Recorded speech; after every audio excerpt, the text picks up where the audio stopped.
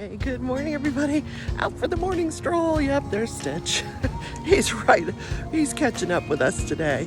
Oh, today is National Secondhand Clothing Day. I'll tell you all about that and some really interesting updates on the staged suicide trial. You're not going to want to miss this. Stay tuned.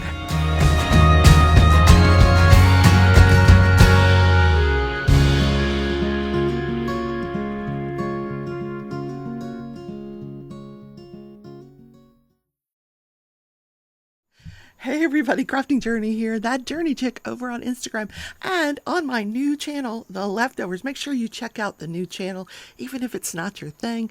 Make sure you hit the like button and subscribe. Just help me launch that channel. And man, it's already over 100 subscribers in less than 3 weeks, and I'm like so excited. I'm so excited. And I got my cow on today. I'm wearing the cow shirt to work. I am pushing the boundaries at work. I know, it's not funny. Not funny, except for me. I think it's funny. So no diamond painting today. I am crocheting. I actually got this out last night during Craft with Me Wednesday. This is a shawl that I am making. The yarn is Lion Brand. Oh gosh, what do they call it? Shawl in a ball. Shawl in a ball. Except it's not a ball anymore. It's more like a lump. But and it's not been my particularly favorite yarn. I'm going to finish this project with it, but I don't know that I would use it again. I'm not crazy about that yarn. It's beautiful. Let's show you what I've got done so far. Here we go. Look at those beautiful colors. It just, it goes from this beautiful pink up into this dark blue, purple, and then you see the colors that are left in here. More of the goes back into the pink and the purple. So I hope this is enough to finish it, because I don't know if I have another one of these colors. I probably do somewhere in this cabinet back here. Coffee. Okay, so let me get started. Let's talk about National Secondhand Thrift Store Day. Or it's not thrift store, Secondhand Clothing Day. And from my channel, The Leftovers, you can see I can get a lot of nice stuff at yard sales, Goodwill, thrift shops, gently used. I would recommend washing it before you wear it, because they don't all wash these things before they put them on a hanger. But you can get some really nice stuff. You got to look pretty hard for it, but you can get some nice stuff at some deep discounts. And then you can, or you can just go to my store on eBay and buy it. I will be opening the store next week. It's not open yet, but I will be opening it next week. And that will also be called The Leftovers. Somebody said, how do you talk and crochet at the same time? I'm like, well, not very well, as you can see. Because I don't want to mess up. Because if I mess up, then I have to take it out and start over. If you want to see a close-up of what I'm doing, watch the replay of last night's Craft with Me Wednesday. I have a second camera actually on my hands and what I'm doing and what stitches I'm doing. And I'll put a link to that up here in the corner.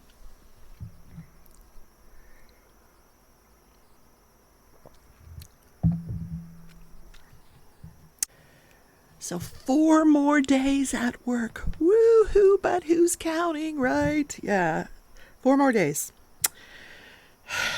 Yeah. I did get an email that they thanked me for applying for those risk management positions within the company, but no thanks. Which means they probably did not want to pay moving expenses, which I thought, well, they would at least come back and say, we're not willing to pay moving expenses, would you reconsider? No, nothing like that. So, okay, whatever. So, I've pretty much decided I'm going to go ahead, collect unemployment, past the severance. And then in December, I'm going to start collecting Social Security.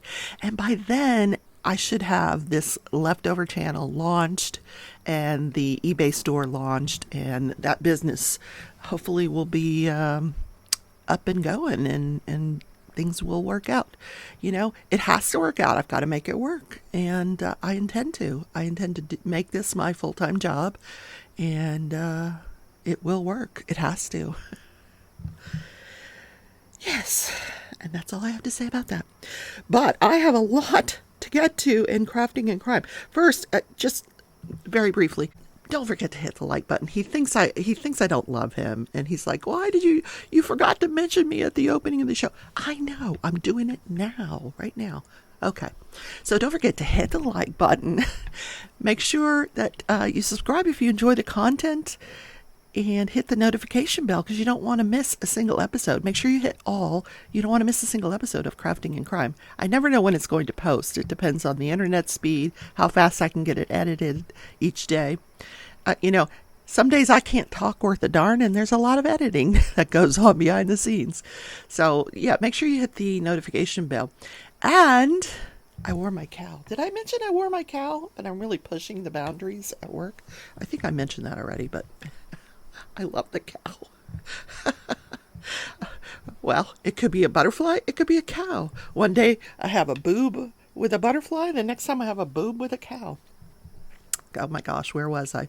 Oh, if you're already subscribed to the channel, consider becoming a member. Or if you want to make a one-time donation, you could hit that thanks button that's down below. Right over near the like button is over here. And then if you go down the line, there's a thanks button. Yep. So I got the GoPro yesterday with 50 accessories, and I know how to use one of them. I don't know what the other 49 do. I think what I'm going to do is I'm going to look up an unboxing of this GoPro and see if I can get a better understanding of what all these daggum accessories are. And I think I need to go buy a SIM card. You have to put a SIM card in it, and it doesn't come with the SIM card. Of course not, right? But I did get it all, assembled, which means, I figured out how to open it and put the battery in it. But I want to use it this weekend when I go yard selling. And I did notice that we're in for some rain, but not Saturday morning. It's more going to be Sunday, or Saturday afternoon or Sunday, which means if you believe the weatherman, as much as, if you have really good faith in the weatherman, it ain't going to happen. There ain't going to be no rain. Hi, Doozy. What's up? Hi, baby girl. Do you need to go outside? Hold, please.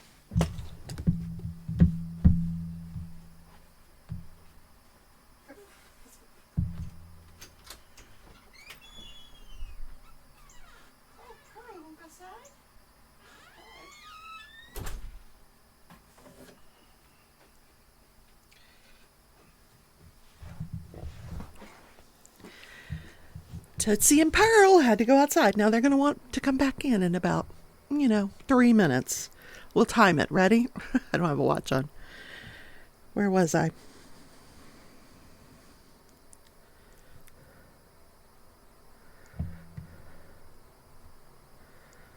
I don't remember what I was talking about. All right, let's move on to Crafting and Crime Daily, because I got a lot to cover in these two trials. We will start with Nicholas Cruz, but make sure you stick around for the staged suicide case, because, oh man, I got some really juicy stuff to talk about there. But the Nicholas Cruz case, they put on a counselor. They've put on a couple of counselors now, and both have pretty much said the same thing. Mom would come in with her boys. Both boys needed counseling for behavioral issues. And it was usually at the prompt of something that may have happened in the school setting that said, you need to go get counseling.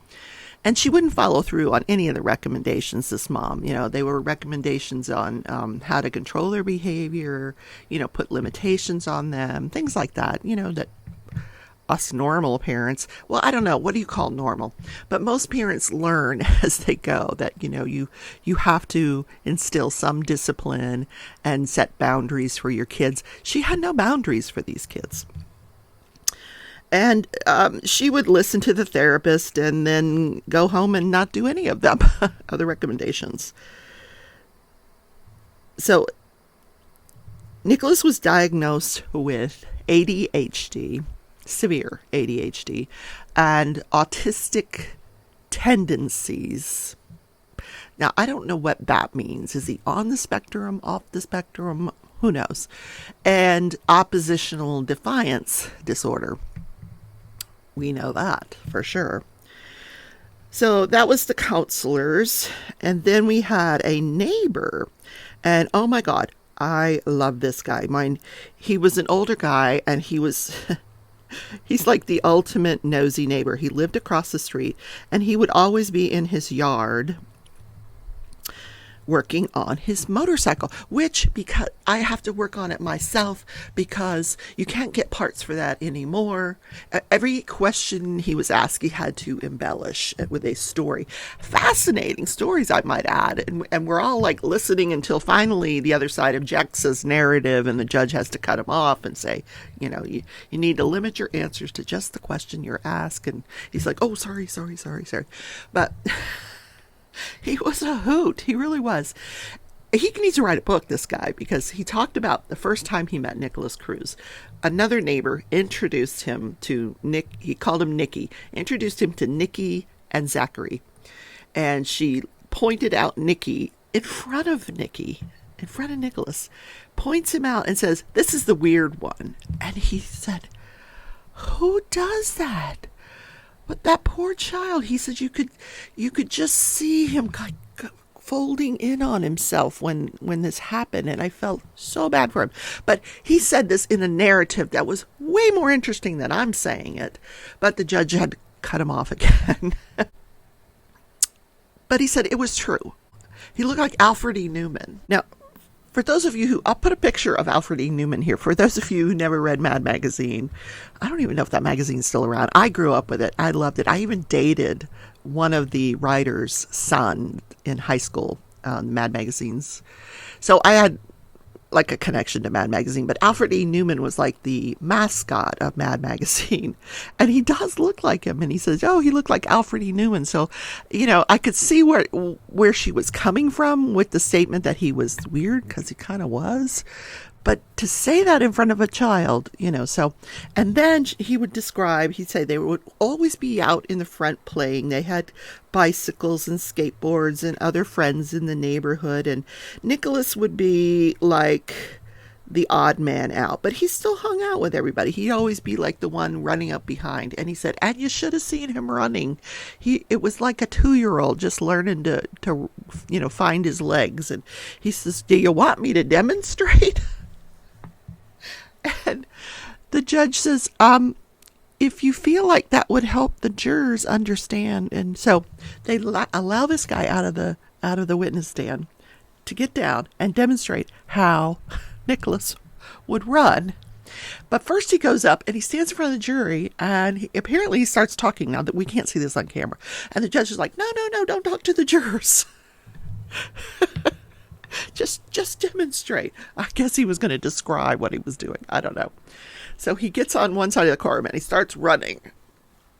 It was hilarious. And then he gets back on the stand. If you ever get a chance to see it, it was just, this witness was entertaining. He really was.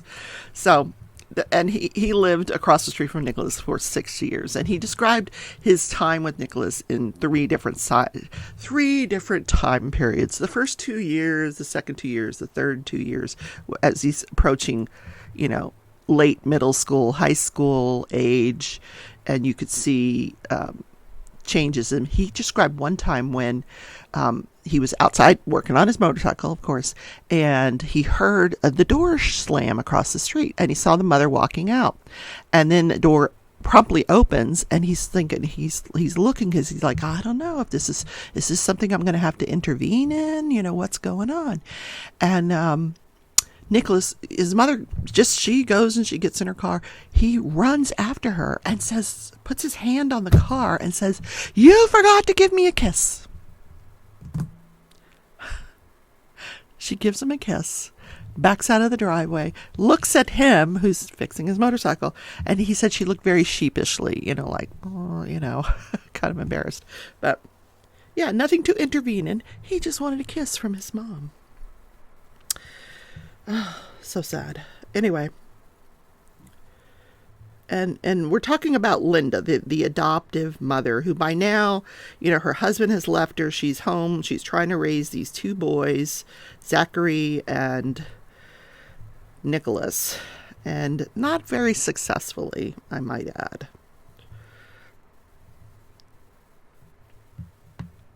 It's a lot. Being a single parent is a lot. It really is.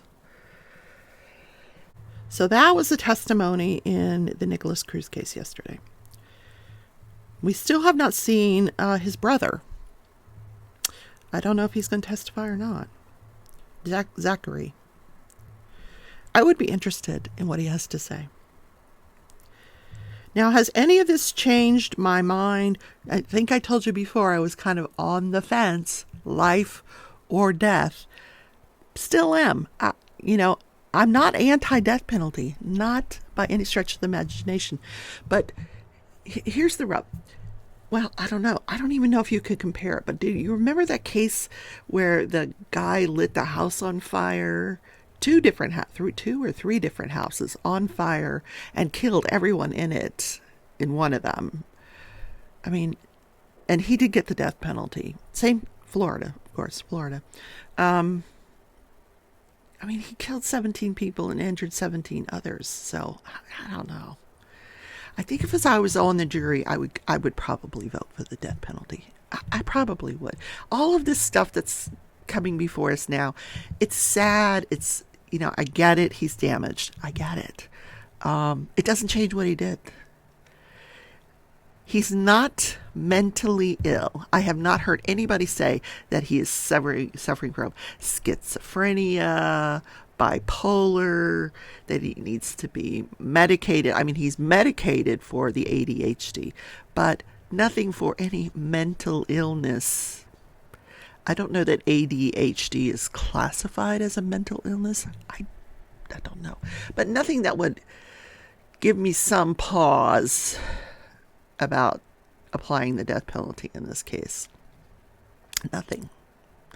And they're not declaring that he was insane. So that tells me that he has the ability to know right from wrong. And if you've got that ability and you did what he did, I think you deserve the death penalty. Okay. I'm moving on. Maybe I just talked myself into it.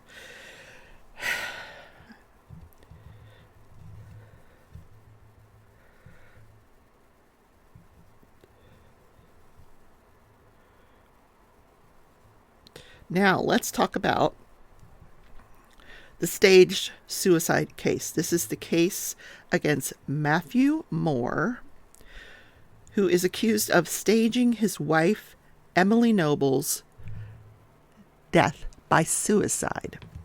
Now,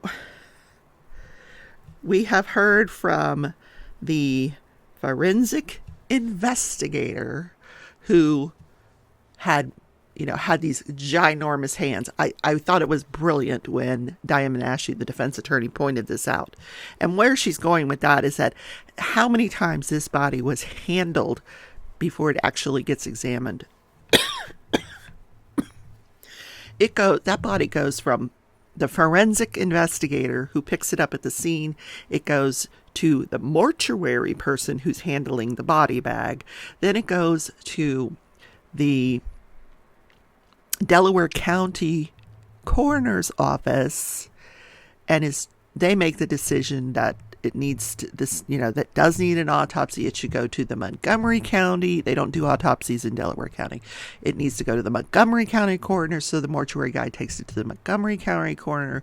They look at the body. They decide they cannot do any kind of internal examination. They can't make heads or tails of anything else.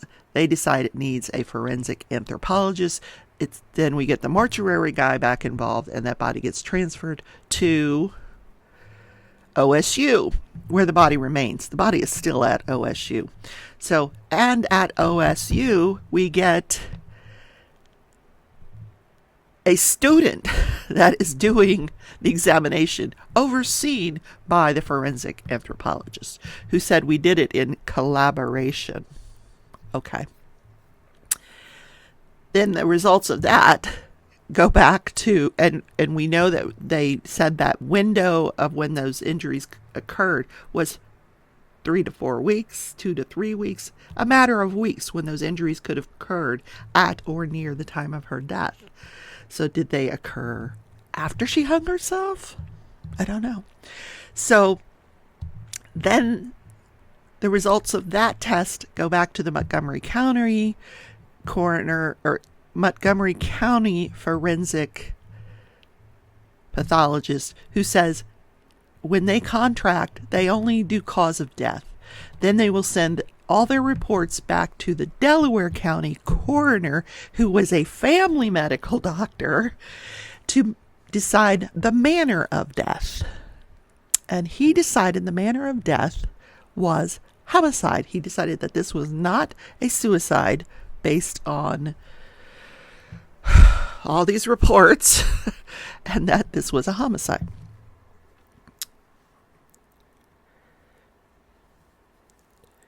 Then the case gets sent to this expert with this ridiculous comb over. I'm sorry, I can't get over the comb over. I know it doesn't amount to a hill of beans, but I just can't, like one strand of hair that went over, I can't get past it. But who said absolutely this was a manual strangulation, that there's no way this woman hung herself, that she was manually strangulated, and this was made to look like a suicide. Okay, so that's where we're at. The last witness was the student. I don't know if she was a fellow, a student, a resident. I don't know what she was, but not, a full-fledged professor at OSU, the forensic anthropologist. So, but she, it was being overseen by a forensic anthropologist. So she's the last witness, and she is a little feisty on the stand, but she's the last witness, at which point the judge sends the jury home. Now, the prosecution does not rest their case, not yet, but he tells the jury, we've got some legal matters that we're going to discuss the rest of the afternoon. I'm going to bring you back in tomorrow at 9:30. So at this point, he can see that Diamond Ashley is like chomping at the bit. She's pacing. She's, and he says, I can see that you really need to get this out of your system. Why don't you go ahead and make your argument? Because at the end of a prosecution's case, even though the prosecution hasn't officially rested in front of the jury, he is allowing her to make her judgment of acquittal argument. Now, I've explained this before. I need a cup of coffee first before I explain it again. At the end of a prosecution's case, and in Ohio they call this Rule 29. It's not called judgment of acquittal, but it's the same thing. Rule 29. It's a motion for a Rule 29, which means if you take everything that the prosecution has said in the light most favorable to the prosecution, there is still not enough evidence to support that my client committed this murder. The manual strangulation. Even if the judge were to assume, in the light most favorable, that this expert says it's a manual strangulation. Okay, let's just make believe it really is a manual strangulation based on all of these reports.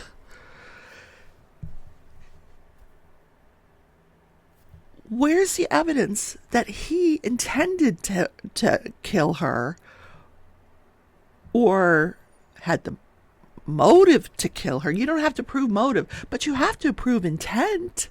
There's nothing that proves intent, nothing that ties him to this murder whatsoever. So Diamond Ashley, she makes her argument, and then the judge, I've never seen this before, and you guys, this is not looking good for the prosecution. He is giving them every chance to articulate to him what is tying this man to this case. Tell me what it is you think ties him to a manual strangulation of his wife. So what they pointed out, a few things. They argued that he was controlling the narrative as soon as the police got there. That we saw on the body cam that the bed was made already. And that they were insinuating that he had staged this, that the bed was made. And he says, oh, she made it. And I mean, that didn't mean anything to me. And the fact that the police officer leaves for a second, comes back, and when he comes back, they go out to the garage, and when they're in the garage, he's also controlling. He's saying, oh, look at this cord that I found.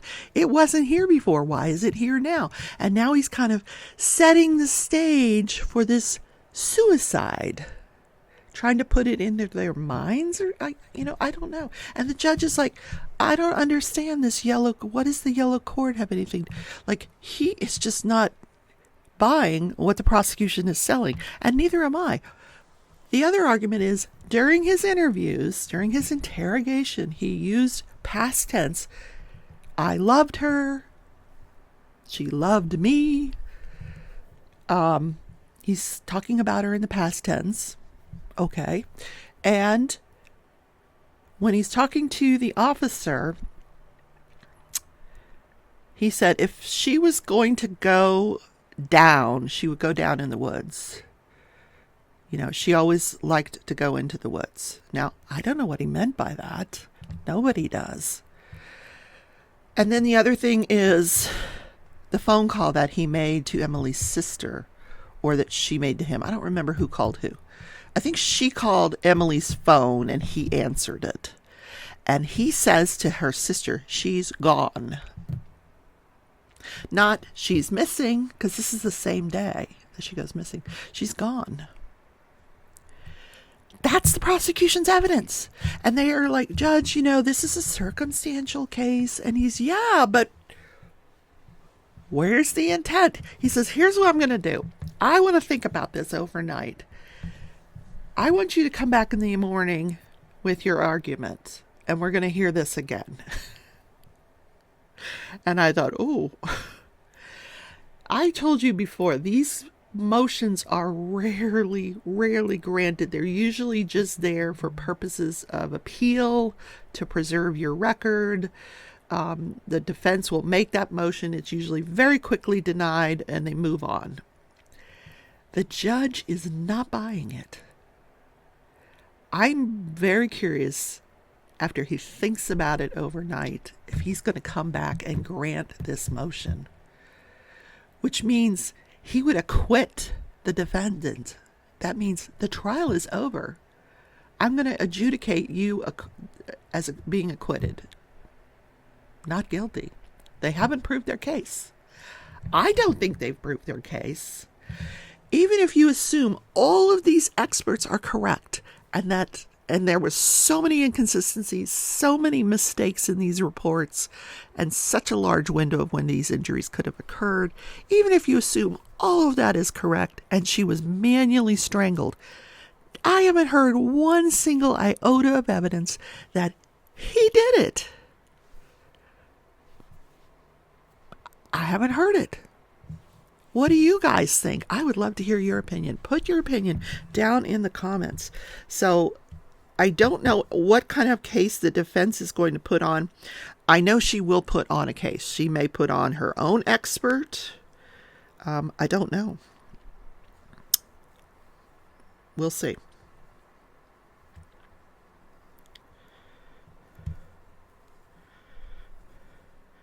I very much doubt that the defendant is going to take the stand in this case. I don't think he needs to. I really don't. And I listen to this through the Law and Crime Network, and I do give them full credit, for the information. It's all public record, but, it is broadcast by Court TV and Law and Crime. So I listen on the Law and Crime Network, and they do these polls. And generally, when they do these polls, guilty is usually overwhelming on a lot of these cases. In this case, it is pretty much 50-50. Guilty, not guilty, with a few people in the hung jury category. But I think people are thinking the same thing I do. What is tying this man to this case? There's no forensic evidence that he did this. There's nothing. It's going to be really, really interesting this morning. I can't wait. I'm glad he's not assembling them till 9:30, because that way I can get to work and then I can start to listen. So actually, by the time you're hearing this motion may have already been decided. And the judge may go ahead and decide, hey, I'm going to deny it, in the light most favorable to the prosecution, and let the jury decide.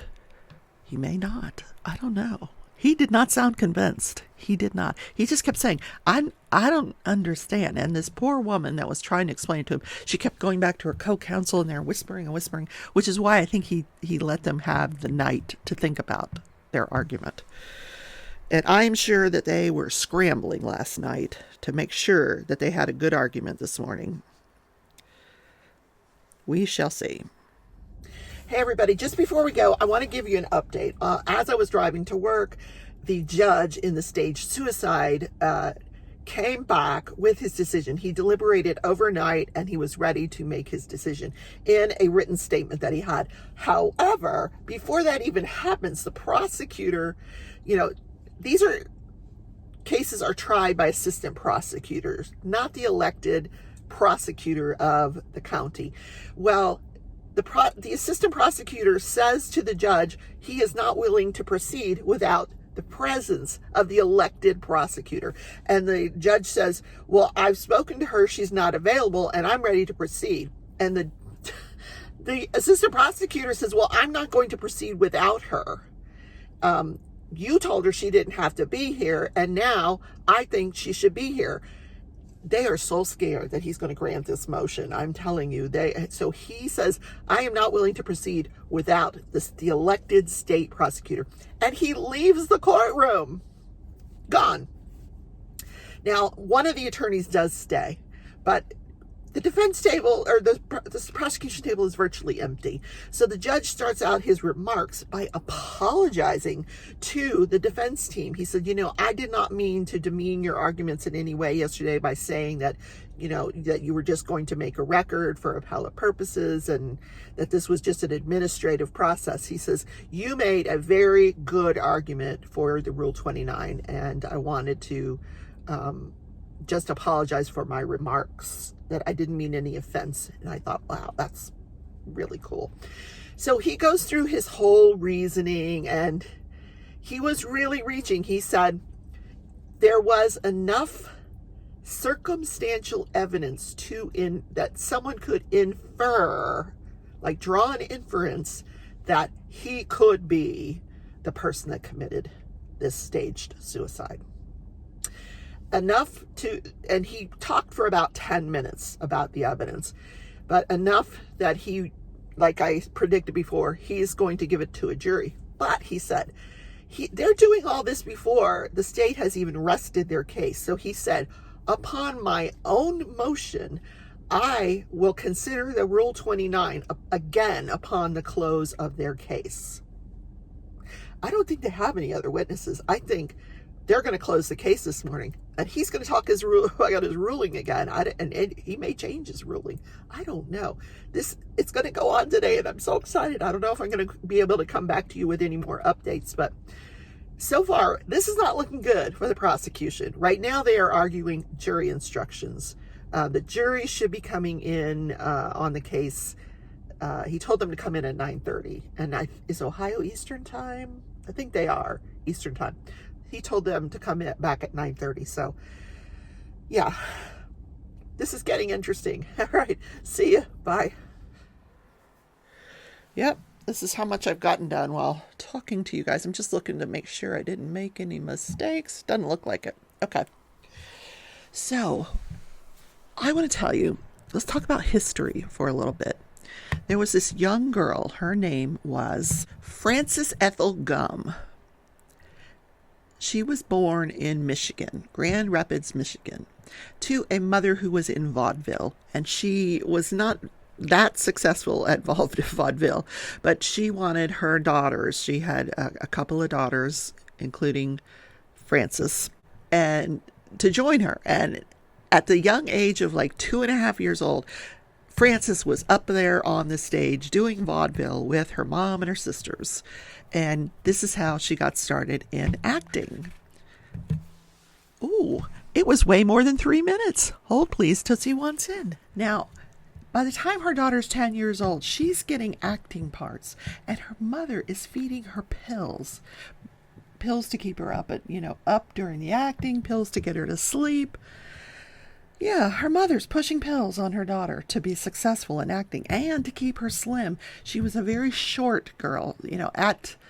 By the time she's a teenager, 17 years old, she's only 4'11.5" It matters when you're short. 4'11.5" She gets a contract with Metro-Goldwyn-Mayer and does a couple of movies with Mickey Rooney, who also was a teenager at the time.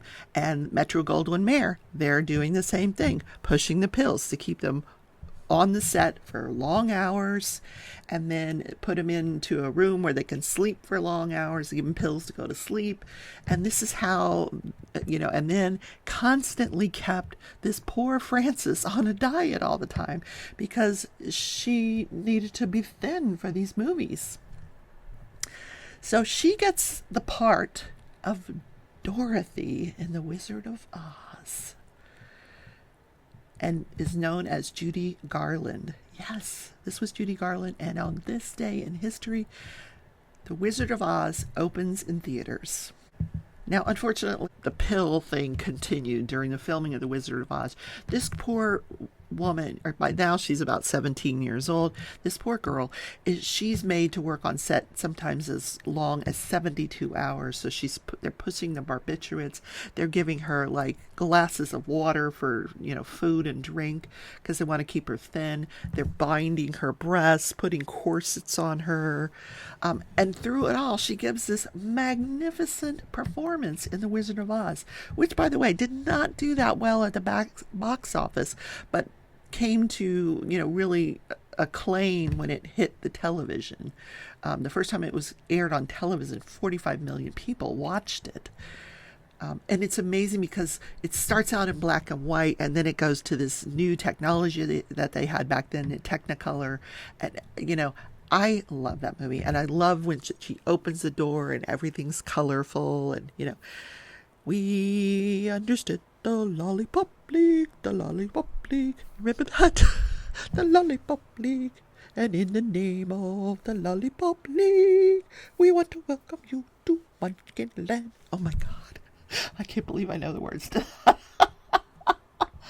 So, this film gets nominated for an Oscar that year, but loses to Gone with the Wind. Frankly, my dear, I don't give a damn. Anyway, so that's who Frances was. Yeah. Judy Garland. So, and that problem followed her through her entire lifetime to the point where she died of an overdose at a very young age. So sad that she just got hooked on these pills from the time she was 10 years old. And they were just, her mom was pushing it. The studios were pushing it. So sad. But despite all that, she was an amazing actress. She did amazing under those horrible circumstances. Yeah. So that's the show for the day, guys. It's Thursday. 4 more days. We welcome you to the Cowland. The Cowland. His nostrils go up and down. All right. I'm gonna end the show now because I'm being goofy. All right. I love you all. See you tomorrow in Crafting and Crime Daily, and we'll find out if that motion gets granted It's a rarity, but it could happen. See you later. Bye.